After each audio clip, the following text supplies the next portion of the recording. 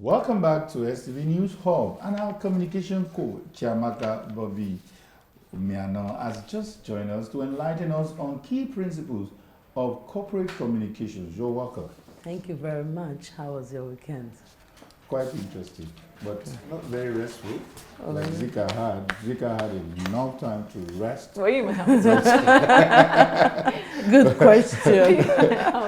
I'm trying to answer for you, you know. No, that was the wrong answer. That was the wrong answer you gave. Okay. I So wish your weekend was- how was the weekend? No, she's the one asking. I'm the one asking you now. My weekend was busy, very busy. I can't say I have bags here. I have bags. I didn't have enough rest. Interesting. Fun rest. Fun. And well, the thing is, Monday is here, whether we rested or And we not. love Monday. You do? Yes, I do.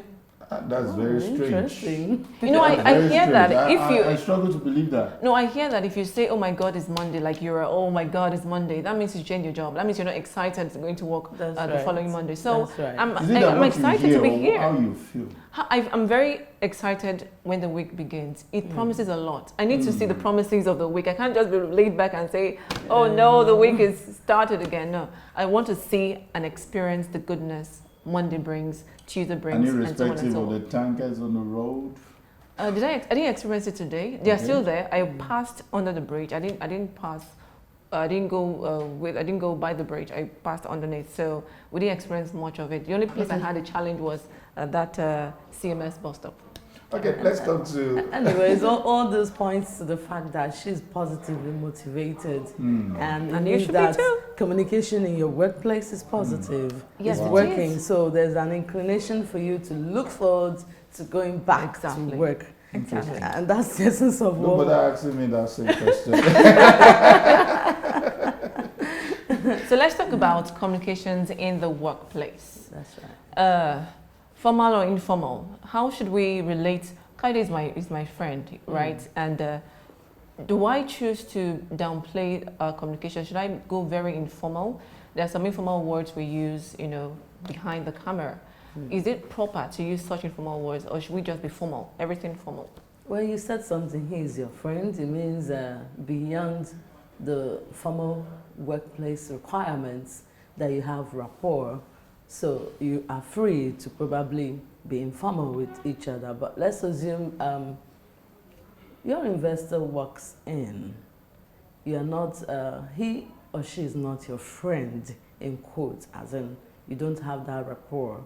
You don't probably gist or hang out together. So it means that this is core business. So in this case, you have no choice than to be formal to the core also, because this is business and it's time for you to mean business.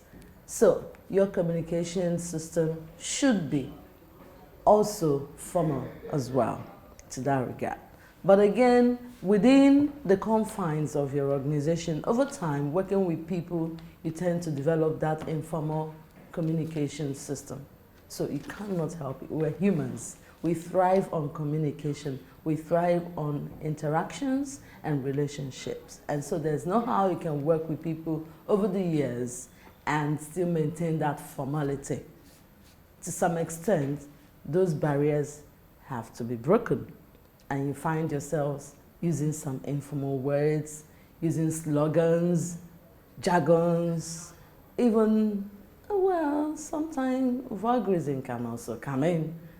It could be allowed because probably you've worked over the years together. But as I said, if an external person is coming and it is core business, you have to throw your jargons away. You have to throw your slangs away. You have to communicate effectively to achieve the desired result. Again, within the confines of the organization, you also have to watch it, because in all of this, the idea is to boost productivity. So you have to draw a line between work and play. So it gets to a level when you have to also get down to the drawing board and know, hey, play over, work begins. And that's the only way you can achieve organizational goals. Okay, let's look at, I think you've dwelt so much on these verbal form of communication, let's look at what a lot of people count as more official communication, which is the written form. There's this regular suspicion when somebody do you a mail, instead of telling me, can you help me get this thing done, he puts it in a mail, and people will be like, he's trying to set me up. So where do we really draw the line where written communication should be taken with, probably no option for that? Written communication is very essential in the office because it creates room for documentation. You can easily retrieve, in terms of accusations or counter accusations, you can easily retrieve the document and make referrals. It also helps as a guide because if I send you a memo, it's easier for you to go back and recheck and ensure that you're sticking to the guidelines that you've been given. Like when I give you a verbal instruction, you can easily forget, and remember, as humans, we tend to retain just a little bit of the information we get every day. And so it becomes essential for organizations to make good use of their the written form of communication, because of course it formalizes everything, probably because we've had that rapport, and I come in and I say, hey, Mr. Kayo, they do A, B, C, D. You could feel, Amaka is just talking. But if I do you a memo, you have no choice than to understand that this is business, and this is an instruction that must be obeyed and carried out. So the advantage is there. Yes, we know that some people can feel, oh, well, he's putting it in writing so that he can always indict me. But it doesn't go that way. Really, written form of communication in the office is very important. And again, if you're writing to a client, of course, there are some information you cannot just pass through the phone. Hello, ABC Adverts Company, we're calling you to ask you to sponsor ABC program. It wouldn't hold water. Okay. But if you do a proper proposal, either send it through the email or deliver it, it's more formal. And then they can sit on the drawing board and take a look at what your proposal is all about and decide whether or not to sponsor your program. I'm happy we're talking about this. A friend narrated her experience, at her workplace last week. I'm yet to give her a response, so I'm guessing that you're going to give her the response to give to her. Now, she says that she works with a colleague, and she says she told the colleague to do a certain thing. And the colleague refuses to do it, and she does it. Now, that was the end of their communication. Now, she went ahead to do it. He went ahead to do his as well.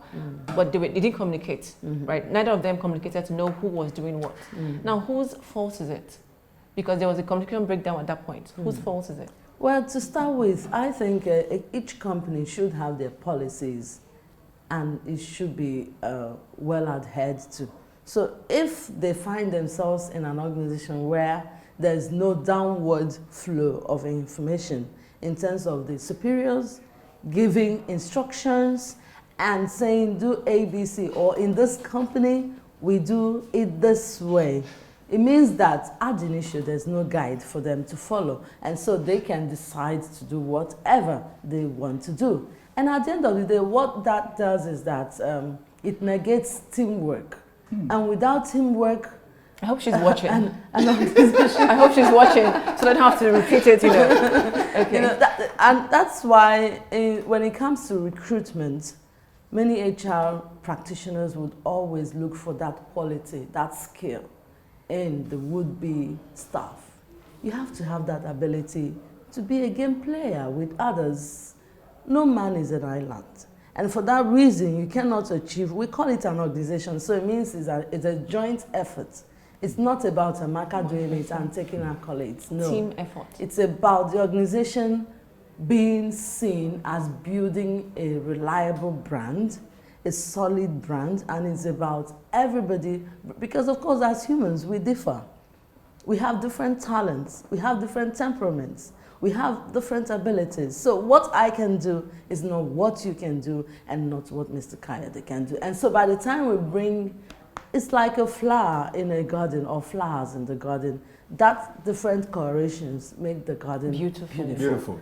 Interesting, interesting. I think I must also say this, that at least for the past 4 or 5 weeks that I've been coming, Monday is something I look forward to because of the depth you always give us in terms of communication. Still talking about communication in the office. I know this is a bit controversial.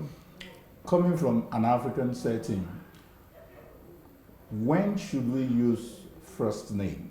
Is it about company's policy or it should be a general policy? I've had situation, I'll give you an example. Those days of only NTA when I'm watching Yinka Craig of blessed memory and Mariam Arthur, who is now Mariam, she got married to Anna Zodo. Yes. And you know, you see her just like a daughter to him. It was a Yinka on the set. But you know, when you get to the office, it's Uncle Yinka, Mr. Yinka, and you see this kind of thing. Should it even be Uncle Yinka even outside the studio? And when should we use first name? Okay, I'll begin by saying that you said something, African setting. Yes, Africans, especially Nigerians, and of course the zone where we find ourselves in today, we have lots of respect for our elders. And therefore, when you call an elder by his or her first name, you're looked upon as someone who's disrespectful, who's rude, who doesn't have home training. But again, on a larger scale, yes, different professions or organizations bring forth their, should I say, their way of doing things. And so the media, for instance, you go by your name without all those, I don't know what to call it, accolades now, or titles and so on and so forth. And so for media practitioners, you address an individual with his or her name without those titles. For instance, you can say Chiamaka Bobby-Umeano. It doesn't matter whether I'm 80 years or 30 years older than you are, right? And you're expected to say your first name first before your surname. But in some other professions, they expect you to say your surnames first before your first name, and then some will now add titles like bracket, Mrs., ACCPP, FFI, and all those, but it's not allowed in the media. As a matter of fact, something happened a month ago. A senior colleague and a mentor launched her book, and the program was anchored by also a media practitioner, a newscaster, as a matter of fact, in one of the stations here in Lagos as well. And then she kept on calling the author Auntie so joined the program. And incidentally, most of the senior broadcasters in Nigeria were all at the event. As a matter of fact, backstage after the event, during the tete-a-tete, one of the most senior news presenter in Nigeria, a woman, has called her and said, "Why did you keep on calling her auntie, auntie, auntie?" That's wrong. We have media when men and women gathered here, so why did you know this thing? And the lady went like, "I couldn't get myself to go out just like that." But you have to stick to the profession. And the argument went on and on and on and on like that. And so at the end of the question was, okay, fine. Coming from this profession, she was seen to be erring, right, by using that auntie all through the show. But for outsiders, I don't know, probably she felt that by the time she goes calling her by her first name, people will feel like, is she all right? So sometimes you can find yourself in such crossroads. But the thing is that what happens is that you have to use your discretion. Now I'm taking it back to the office. An office, well, whether it's a media organization or not, is an informal setting. So it's expected that you actually, especially your superiors, you can address them with those little titles.